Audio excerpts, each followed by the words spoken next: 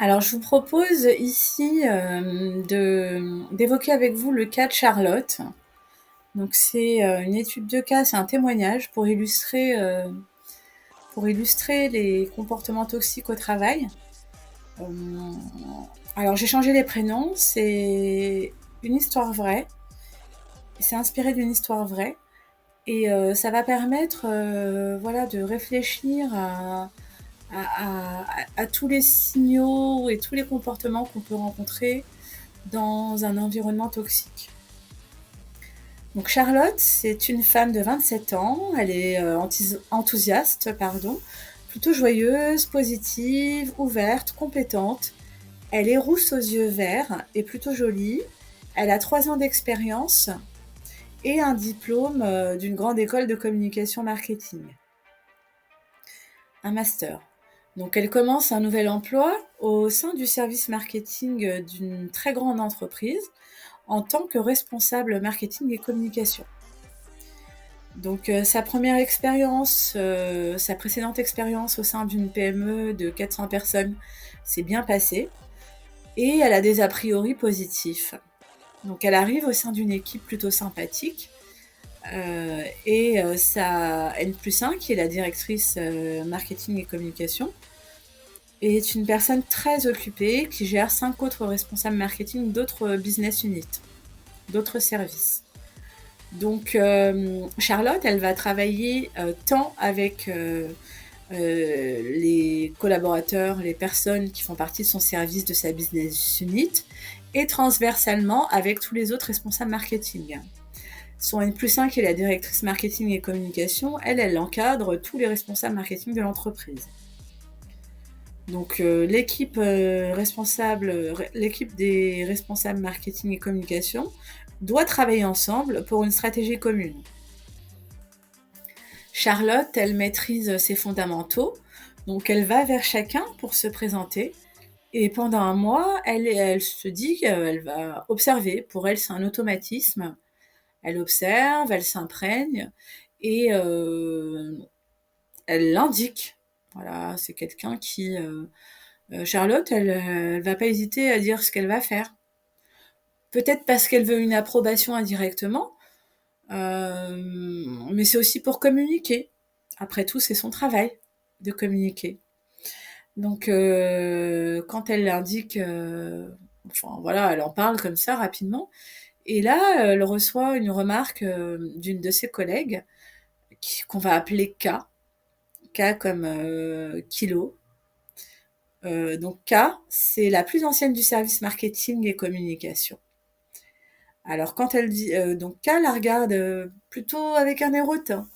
Elle lui dit qu'ici, c'est pas utile de prendre ses marques en observant, que si elle est là, c'est parce qu'on a besoin de ses propositions et que elle est censée avoir déjà compris le fonctionnement. Charlotte est surprise. Elle se renseigne auprès de sa business unit, son service, en dehors des responsables marketing, puisque ceux-ci n'ont pas eu de réaction aux propos de K. Donc ils lui répondent qu'ils ne savent pas. En effet, ils ne font pas partie du service marketing et communication, et chacun a sa façon de faire.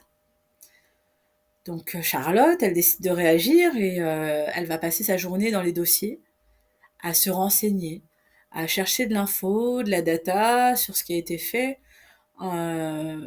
précédemment par ses prédécesseurs. Donc elle va fouiller un peu partout dans tous les dossiers de son ordinateur et elle va essayer de produire quelque chose pour la prochaine réunion dans 2 semaines.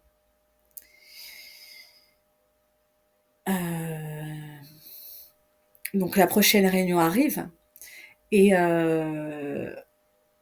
Charlotte, voilà, elle s'est mis la pression et elle se dit qu'elle doit présenter quelque chose quand même. Donc là, elle commence à proposer sa présentation, donc ce qu'elle a compris de son environnement, des projets à venir, et elle essaye à travers cette présentation de montrer ce qu'elle sait faire.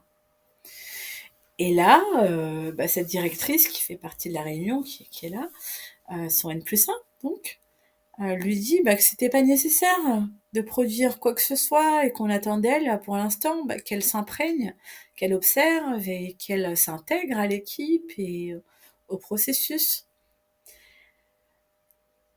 Bon, vous imaginez bien que Charlotte est déçue, qu'elle se sent un petit peu gênée et elle dirige son regard vers K, qui a un sourire en coin et qui en dit long sur la manœuvre qu'elle vient d'avoir finalement. Les autres collègues, Charlotte les regarde aussi et elle a l'impression qu'ils sont gênés. Ils regardent à droite, à gauche, en l'air et font tout pour pas croiser le regard de Charlotte. Charlotte, elle comprend bien qu'elle s'est fait manipuler à ce moment-là. Mais bon, comme je l'ai déjà évoqué tout à l'heure, c'est quelqu'un de positif, donc elle va pas s'arrêter là-dessus. Elle se dit que cela peut arriver et qu'elle ne fera plus confiance à K, que dorénavant elle se méfiera d'elle. Donc le jour suivant, Charlotte décide de déjeuner avec ses collègues du marketing à la cantine d'entreprise.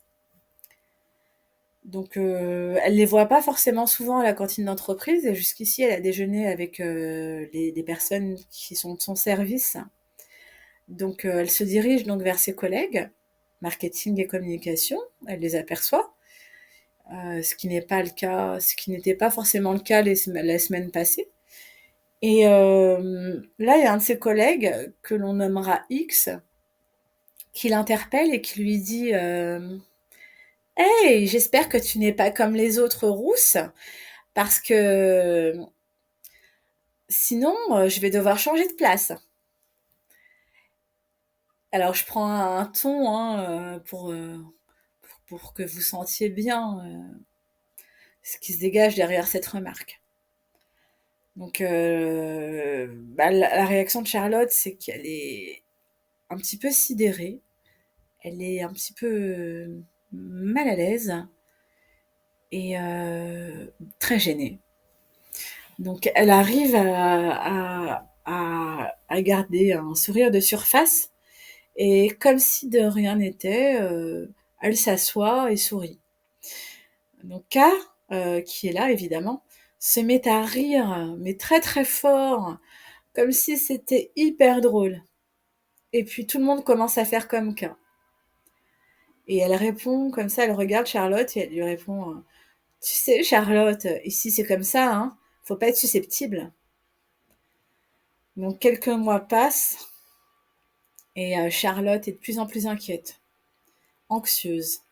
Elle ne trouve pas de solution pour intégrer l'équipe et obtenir des informations sûres. Elle se remet beaucoup en question. Elle se dit que le problème doit venir d'elle, mais elle ne le montre pas. Et puis, elle ne sait pas trop ce qui va pas. Elle n'arrive pas vraiment à comprendre ce qu'elle fait mal. Elle se demande tout le temps, mais qu'est-ce que je fais mal? Mais qu'est-ce qui se passe? Euh, les mois sont passés et sa directrice lui a enfin confié un gros projet. Dans quelques jours, elle doit le présenter. Euh, Elle doit évidemment travailler en équipe. Et elle ennuyait parce qu'elle devait collaborer avec les autres du service communication et marketing, donc les autres responsables communication et marketing, et organiser des sessions de brainstorming avec eux. Lorsqu'elle s'est adressée à ses collègues, Cal lui a dit que tout est sur l'intranet, sur les dossiers de l'ordinateur, qu'ils mettent tout en commun et personne n'a le temps pour ce genre de brainstorming. Et elle lui dit, tu sais, on fonctionne comme ça ici. Les autres ont acquiescé de la tête, ou alors n'ont rien dit. Bon, Charlotte, elle est quand même assez solide à la base, donc elle décide de continuer quoi qu'il arrive et de terminer son projet. Elle répond quand même à K, ok, bon bah si c'est comme ça, moi ce que je vous propose c'est de vous envoyer un email pour qu'on s'organise. Elle se dit: «Voilà, je vais quand même laisser une trace et puis, on sait jamais, peut-être que par email, chacun, sera devant son écran et pourra me répondre». Et à sa grande surprise, personne ne lui a répondu. Faut savoir que Charlotte a déjà, essayé d'autres solutions pour avoir des retours de la part de cette équipe responsable des communications. Elle a, partagé, elle a fait une demande de partage des agendas. Voilà, elle a partagé le sien, donc tout le monde a accès à son emploi du temps et à son agenda. Et donc, elle a accepté qu'ils aient accès à son agenda. Par contre, les autres responsables marketing et communication n'ont pas accepté qu'elle ait accès à leurs agendas. Donc, elle peut même pas voir quelles sont leurs disponibilités, à quel moment ils sont disponibles pour organiser des sessions de brainstorming.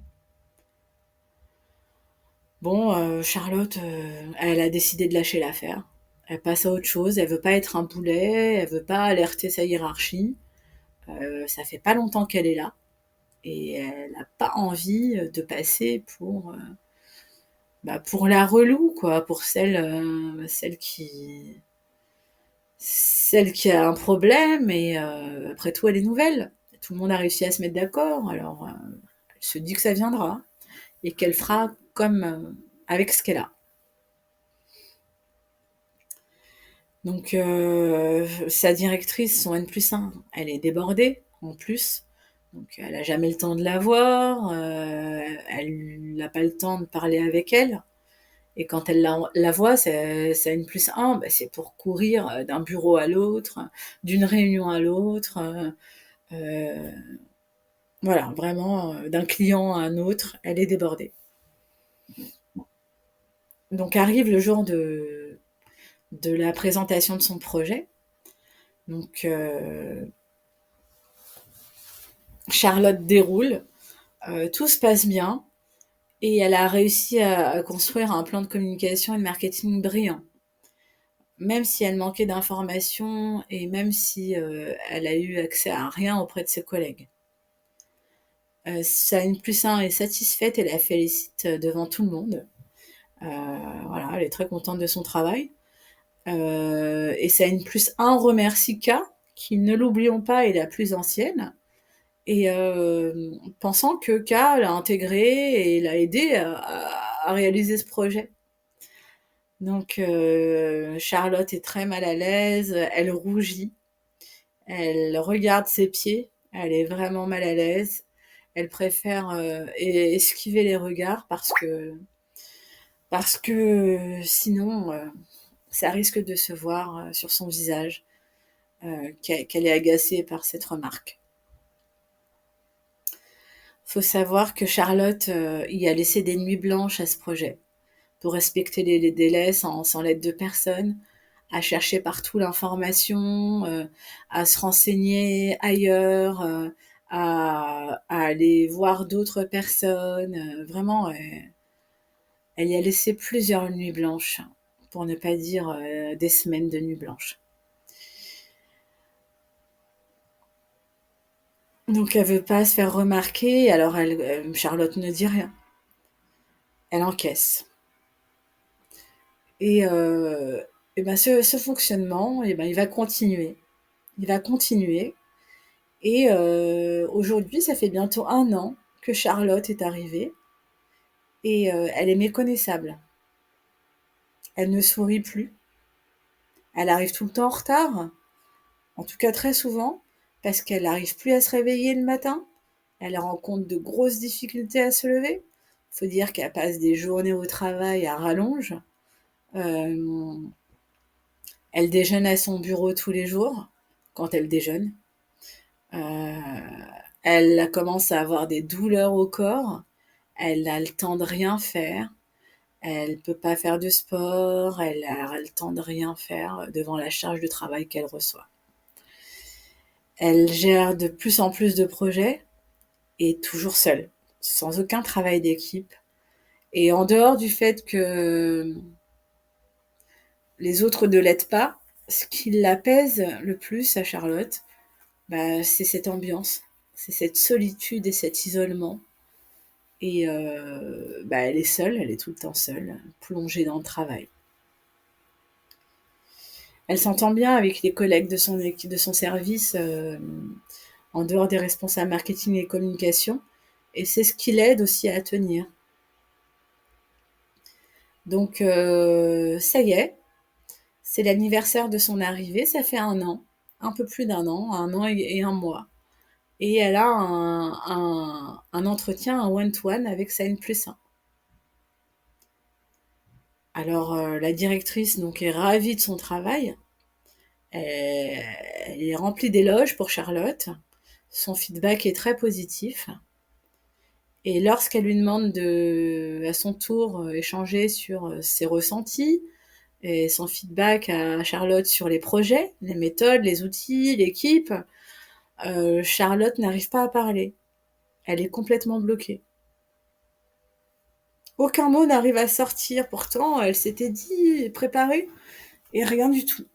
L'angoisse totale, l'anxiété totale, hein. Contre toute attente, elle se surprend en train de trembler et de transpirer. Et là, grosse crise, elle se met à pleurer. Charlotte pleure et en sanglots, et elle n'arrive plus à s'arrêter.